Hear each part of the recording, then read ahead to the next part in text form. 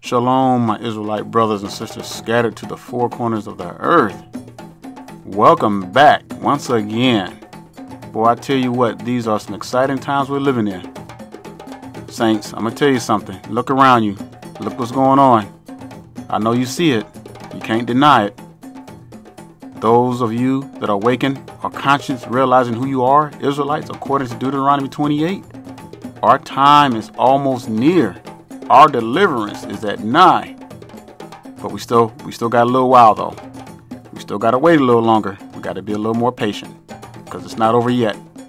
Look around you. You see all these calamities going on? What you're seeing is just a smidget. It's just a smidget. The main course hasn't even begun yet.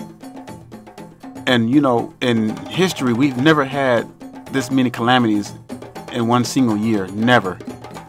This is history, and you can even look this up yourself and do the research. There has been no other year in history where we had all these calamities going on. Some are going on at the same time.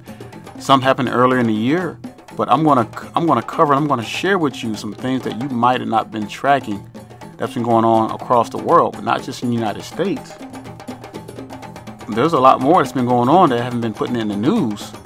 And I probably won't even be able to cover everything because there's just so much stuff.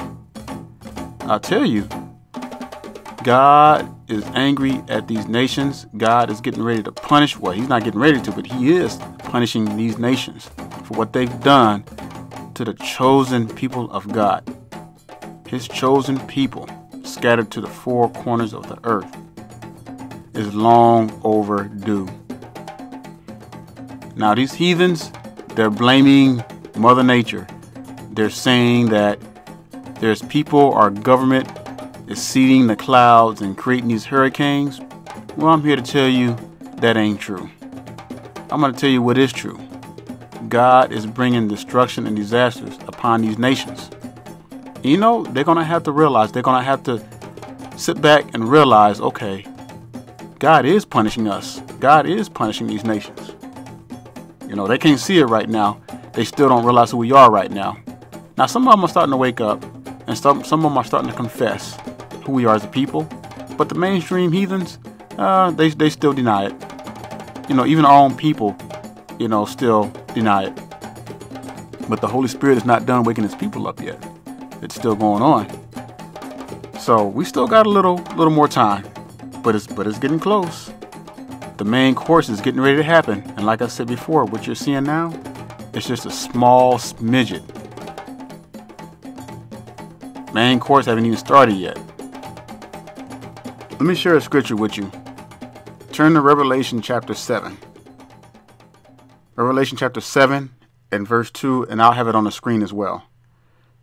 And it says, "And I saw another angel ascending from the east, having the seal of the living God, and he cried with a loud voice to the four angels, to whom it was given to hurt the earth and the sea." Verse 3, saying, "Hurt not the earth, neither the sea, nor the trees, till we have sealed," here it is again, "till we have sealed the servants of our God in their foreheads." So God is still waking up his people yet. The four winds, the winds of the four winds have not loosed quite yet. Now we're getting little smidgets of these four winds. And the small smidgets we're getting from these four winds is kicking up these heathens' butt. Oh, they're feeling it. They're feeling it, but they ain't seen nothing yet. They ain't seen nothing yet, my Israelite brothers and sisters. You just wait. I'm telling you, we're going to see more and more. It's going to increase. Rejoice. This is a time to rejoice because we know our time is near. Yes, no man knows the day or hour of when our Lord is going to come, but through the signs, we do know that they're close. I'm happy. I get excited when I see stuff like this. You know, some people may watch this video and be like, "Oh man, you're sick in the head." Hey, our deliverance is long overdue, baby. It's time for us to get out of here. It's time for us to go home. So saints, stay encouraged. Stay encouraged. So let's get at this. Let me show you what's going on in this world. North America and trying to influence what's happening on the East Coast. You know, and there's some momentum that storm carries with it itself, but it is guided by what other weather features are doing. So to get this... Now look at the bottom, the right bottom corner of the screen. Look at those winds from Hurricane Maria. That's crazy. They don't know what to do with that.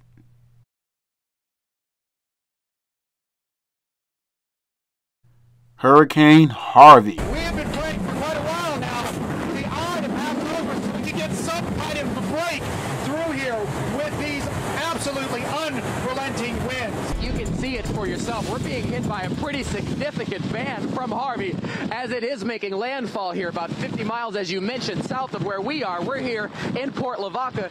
There is Lavaca Bay just in front of me here, and that storm surge from Harvey is pushing water from the bay. Hurricane Irma. And still we're waiting on the storm surge. And these gusts are the real deal. There's a benefit for us to be here is that when this is done, as you know, we're going to go out with search and rescue and we're going to volunteer our time and we're not working.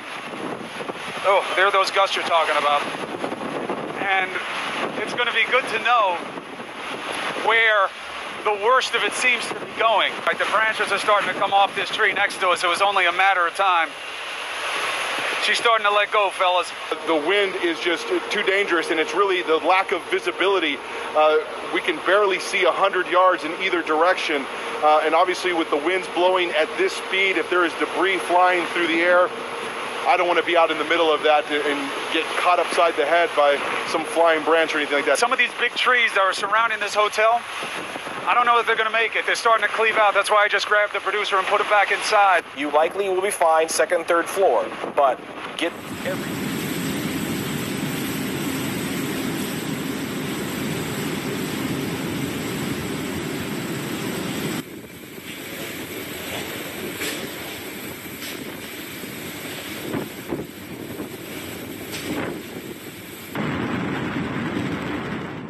Hurricane Maria. You can just look at it and hear it and see what it's doing behind me as we speak. I can actually see a tree snap in half. Anyone on the roads at this point is in great danger. This is the kind of wind, well over 120 miles per hour, that could blow your car off the road and that could make you airborne if you go out there. This was really the worst fear for Puerto Rico. They haven't seen this, according to the governor, in 100 years. A major storm with a direct hit on the populated eastern part of Puerto Rico. The governor issuing dire warnings saying this is going to be a catastrophic storm. It is life-threatening both because of the wind and because of the rain and the potential flooding and mudslides that could follow. So for the next couple days, this U.S. territory of 3.5 million people is really going to be on edge. We are seeing trees snap. We are seeing debris fly from the roofs of buildings. I'm here with Chris Pontius, Patrick Muskoff, and Madeline Firsty. Right now, we're in a concrete parking garage in between two levels, and the garage itself is actually shaking. So if you're in a... Let's go over to Europe and Africa. Let's see what's going on in those countries.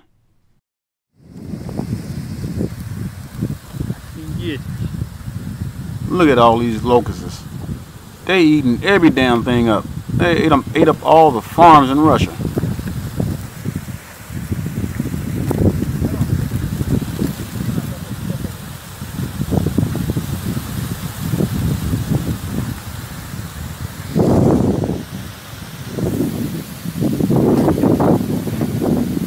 $3000 банка.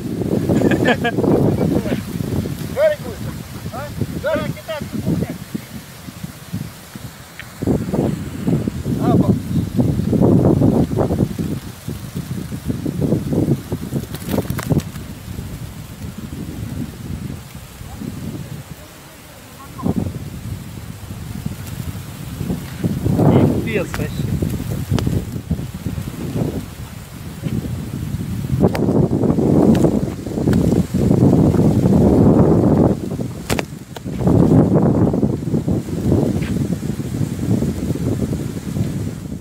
As Texas braces for more water, much of Europe is sweltering through a brutal heat wave. Seth Doan reports now that it's so bad, the Europeans have given it a name. Heat wave Lucifer. Lucifer is living up to its name. Intense heat that's fanning forest fires across France and Spain. And scientists warn summers will keep getting hotter. Record high temperatures in Romania caused some to collapse. And they're melting an alpine glacier, slowing summer skiing. Zookeepers in Hungary tried to give polar bears some relief in the form of blocks of ice. In Italy, where authorities in 24 cities they can't handle no risk heat. warnings, They don't know what to do with this started heat. Weeks early. They ain't never seen heat like this before in their life. In Rome, ornate fountains are even more of a draw in the 100-degree heat. Giorgio Aru of Rome's Capitol Police explained they've stepped up patrols at fountains, following a series of incidents where some, including a skinny dipper, just dove in. At the Fontana di Trevi, the fine is now more than $500 if anyone jumps in. The problem is that some of them look at us, and when they see we are turn our head in other direction, they get into. Aru suggests other ways to cool down. Have an ice cream, or whatever else. Gelatos, a gelato every day, sometimes two. Scientists are warning that avoidable deaths here in Europe due to extreme weather could increase 50-fold by the end of this century if global warming is not slowed. Anthony? Seth Doan on Fountain. At least 6 people have been killed and 2 are still missing after heavy rainstorms triggered severe flooding in Italy's Tuscany region over the weekend. 4 members of one family trapped in their basement apartment died in the city of Livorno, which has taken on the brunt of the flooding. Tommaso Taffi, spokesman for the mayor of Livorno, told CNN that Tuscany has been on an orange alert since Sunday night. We notified people through the local television and local papers. Livorno Mayor Filippo Nagarin told Agence France Presse that the government had underestimated the danger of the storm. Mass deportations in Europe.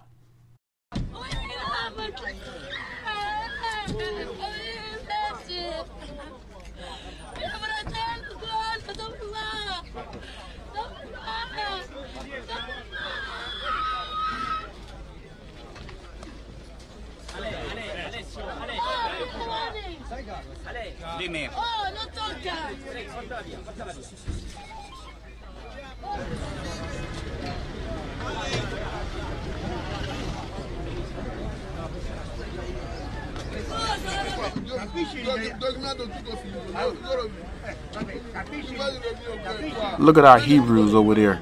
Yeah, these heathens, they're the main ones that they're trying to get rid of. Our Hebrew brothers over there, our Hebrew brothers and sisters. That's right. They're gonna pay for that.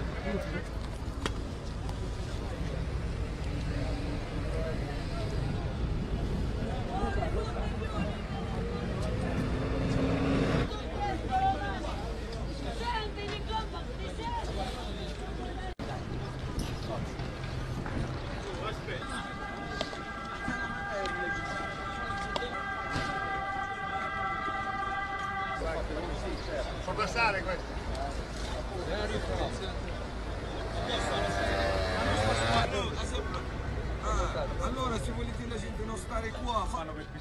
Chi è libero, chi è libero.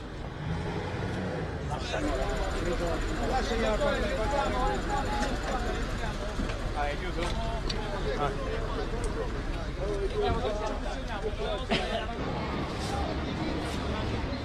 Well, the Red Cross says more than 600 people are now missing and that more than 200 have been killed after heavy rains caused a severe mudslide in the West African nation of Sierra Leone. Witnesses say victims were sleeping early Monday when a hillside collapsed near Freetown. Aid agencies are evacuating people nearby. Just look at those rushing waters. Tom Sater is following this disaster from the CNN Weather Center. He has more, Tom. Amber, it was just yesterday, 24 hours ago, we talked about the devastating landslides in northern India with the 2 buses down a gorge. Nepal seeing their worst flash flooding and landslides all year long, and northeast India is flooding again. And just when you think it can't get any worse or the death toll can't get any higher. this happened. These boulders most likely were not there yesterday. This is down closer to where the town of the capital, Freetown, meets, of course, the coast. This is the time of year where we have a wave. It's almost a highway of storms across north-central Africa. It's the intertropical convergence zone. It slides up towards June. So the wet season really in Western Africa in this area is June through October. But the rainiest months are July and August. And about every 4 days, if you were to look at a chart of the rain in the last couple of weeks, we have these little waves that develop. Every 4 days, they get a little bit of a spike, but this has been a higher than usual amount of rainfall for this season. You can start to see them develop. When they move off the coast, they become something tropical during the hurricane season for the Atlantic. Here is Freetown. It is an overcrowded coastal city, home to 1.2 million. Satellite-derived rainfall shows the heavier amounts that have typically been offshore, but Freetown is onshore. Now, the higher mountain village of region is where we had the heavy rain at night with the landslide. Of course, water just wants to take the fastest path it can out toward the ocean, and the pictures and the devastating news was coming in. What we're looking at here is a landslide. This is in the higher terrain. To give you perspective, there's a vehicle. So this is just part one. The second part was the mud flow, the debris through the town, which created just as much damage. Since the 1st of July, they picked up over a meter's worth of rainfall. Typically, it would be 350 millimeters. So this is about 3 times what they would typically have. You'll see on the satellite, here comes another wave. In 4 days, we'll have another one that'll move in right behind it. Most of it, of course... Watch this. Whoa!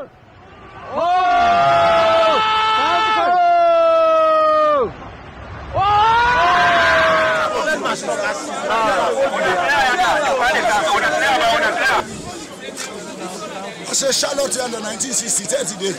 That's the next one. 30 day, one whole village.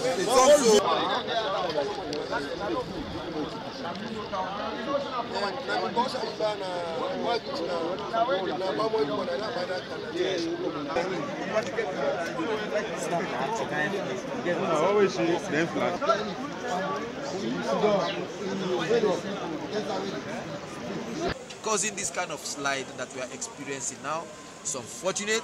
A lot of lives have been lost. Now a spectacular scene from the surface of the sun. A giant solar flare erupted there yesterday. The explosion of hot gases generated winds said to be over 4 million miles per hour. Flares often disrupt communications here on Earth, but this one was not directed at us. It could still cause auroras near the poles tonight.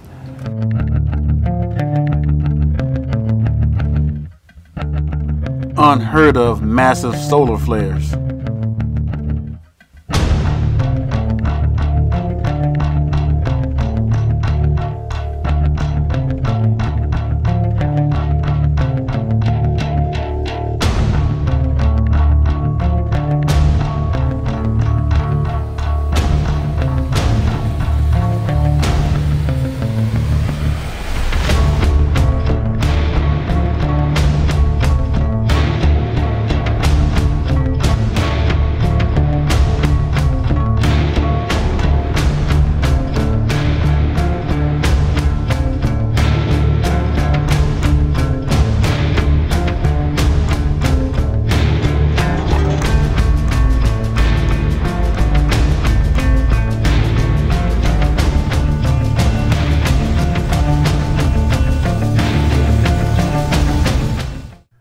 The next article I'm getting ready to show you is a mass military drill.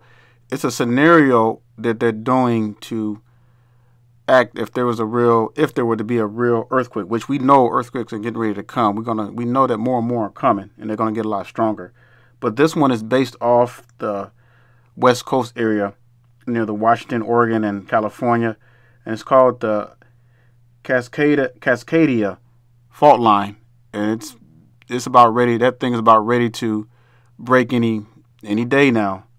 You know, they're expecting it soon enough. But anyway, the military has come together with all the other joints of military, and they're doing this big drill. It just happened recently, and they're just trying to do like a scenario to implement if there was an earthquake, you know, what they would do in a case of emergency. But I'm here to tell you, you can do all the drills you want to.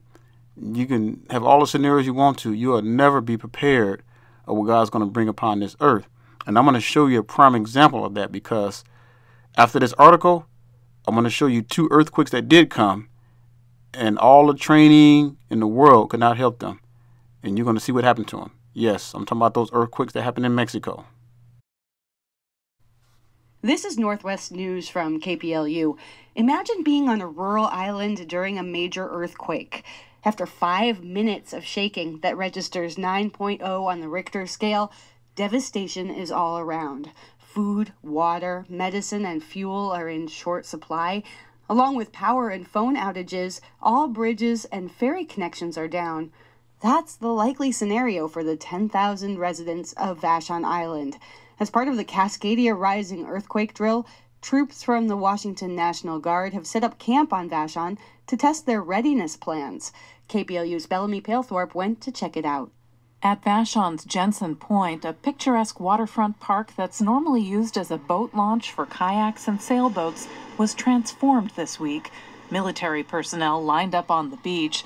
First, they laid out sandbags as 2 large gray tugs loomed offshore, pulling a barge full of equipment. They slowly maneuvered it onto the shore, then unfurled a metal ramp onto the beach so a convoy of trucks and Humvees could roll in. Major Angela Halverson with the Army National Guard says delivering this barge full of troops and supplies to the island is trickier than it might seem. While it sounds like a simple maneuver, it's actually quite challenging in the fact that they have to wait for the tides. They've got to ensure that they've got it lined up correctly, that it's stable to drive those vehicles off onto the shore and then up into the parking lot and out of here. And as imposing as the sudden military presence might look to islanders, she says the Washington Guard is there to help.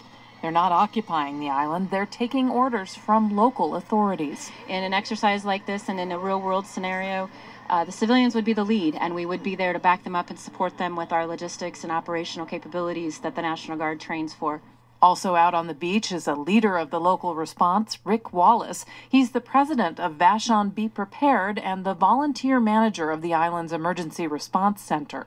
He designed the drill scenario, which assumes the community would be cut off from its normal supply lines for at least 10 days. So if we really were isolated and the ferries weren't working, what would be on board this is what you see here, but also it would make repeated trips, and it would bring containers full of food, medicine, giant generators that would allow us to keep operating here because our electricity would be out. Additional military exercises on the island include...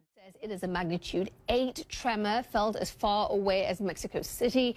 Yana Persley of the U.S. Geological Survey joins me on the line now. Yana, thank you for being with us. What more can you tell us about this magnitude 8 quake? Good evening. The earthquake struck about 11:49 p.m. off the coast of Chiapas, Mexico. At this point, the magnitude is still 8.0. It will be likely adjusted as the time goes on and we get more data. The quake is shallow. It has the potential of causing tsunami for the coast of Mexico and Central America, possibly South America as well. Okay. It was shallow, you make that point. It was a magnitude 8 quake. Looking at just those 2 data points, what are the expectations? What's the possibility here for severe damage? Because, you know, our viewers at home hear that magnitude 8 quake and they think, wow, that was a big one. That is a big one. The shaking along the coast. That we've got in on both social media, coming in from our affiliates in Telemundo. You just see the devastation. You can see during the quake, things are falling off counters, people diving under desks, trying to take cover in any way they can. Outside, you're looking at buildings collapsing, huge plumes of dust and smoke rising over the city. You're looking at people screaming, trying to get away in any way they can as this quake is occurring. Again, initial reports 7.1. No word yet on loss of life. No word yet on the devastation this is bringing. But obviously, with that 8.0 quake that was all those years ago in 1985, the magnitude. Oh my gosh! This is a bad idea to be on this boat.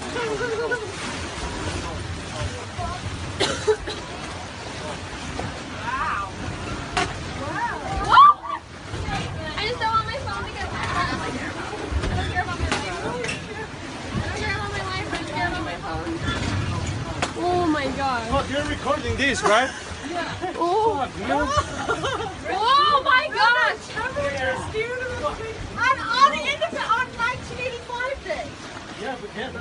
That is why I'm amazed. Holy shit! That is why I'm amazed. This is the most interesting thing that's happened. This is surreal. This is fucking surreal. It's amazing. Oh my god. It's surreal. What are the odds? You know?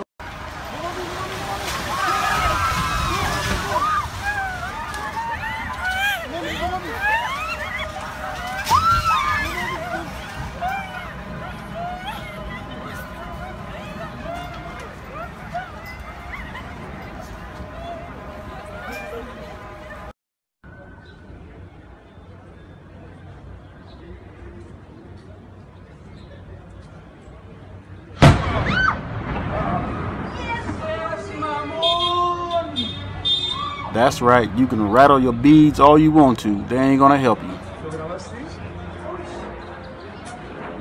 Exacto, güey. Sí.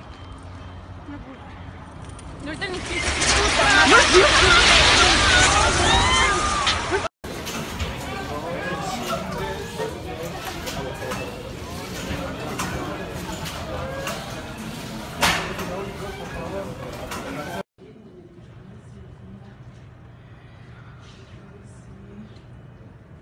Luego está uno el comunicado. Se cayó en la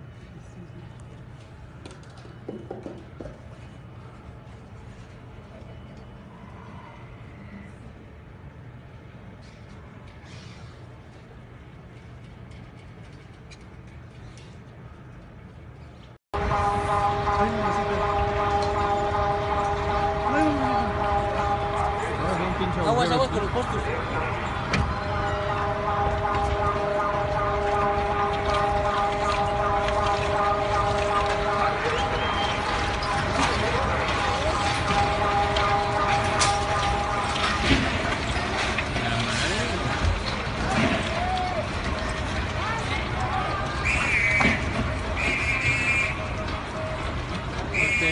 Yeah, I see your little white Jesus, Caesar Ray Boys, they left you hanging. Yeah, the ones you got on your walls and you rattle beads to. Yeah, continue to pray to them. Yeah, let's see where he gets you.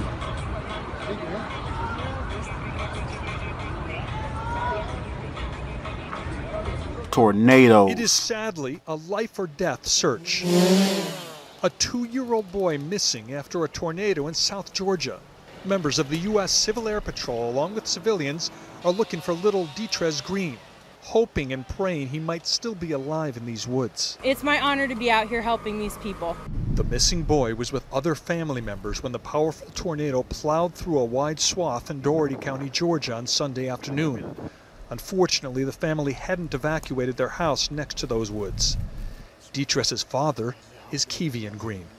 I just hope they can find him, man. I've been crying, man, but I'm trying to cry in front of the camera, you know, but yeah. I understand you don't want to cry in front of the camera, but it's okay.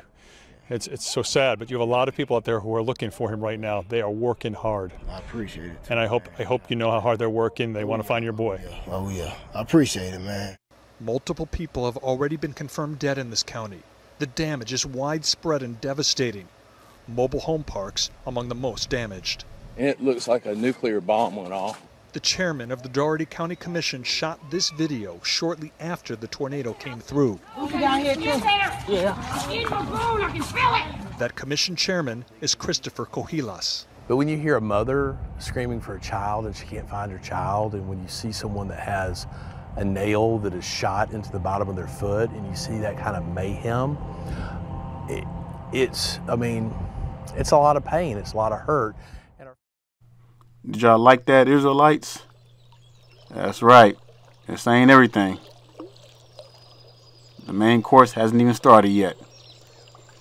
2017, and all this has been going on in this year. This year. We're not talking about 2 years, we're not talking about 2016, 15. We're talking about just 2017. And what you saw in this video was just a smidget of events that's been going on around the world. And I haven't even covered everything. This is not to include the tensions between North Korea and the U.S. and all these political calamities that are going on. Oh, I haven't even covered that. You know, the issue with the Bitcom and all that.